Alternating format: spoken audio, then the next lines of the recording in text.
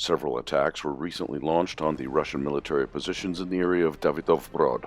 Units of the 46th Separate Air Mobile Brigade and the 57th Motorized Brigade of Ukraine delivered pinpoint strikes with small assault groups on armored vehicles and Russian positions in poorly controlled areas. To the south, several dozen units of Ukrainian military equipment were transported to the left bank of the river near the village of Balshili-Atkova. Also, Ukrainian engineering units are trying to restore the pontoon crossings near Andriivka and Lozova.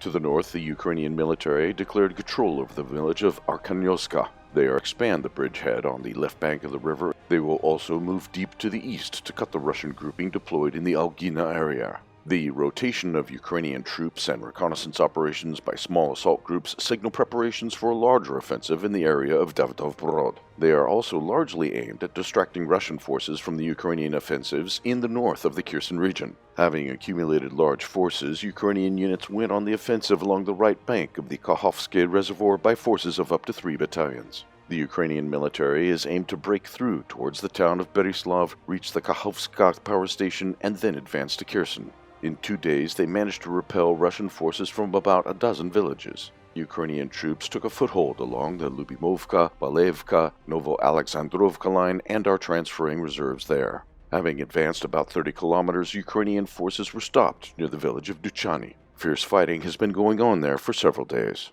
Due to the Ukrainian breakthrough and the threat of the encirclement of the Russian grouping from Duchany and Davydov Brod, the Russian military decided to withdraw to a new line of defense. The Russians left Davydov Brod, Novaya Kamenka, Alingo, and other smaller villages. Russian forces are expected to take a foothold along the Kostroma, Borinskoye, Mylove line in order to shorten the front line and avoid the encirclement.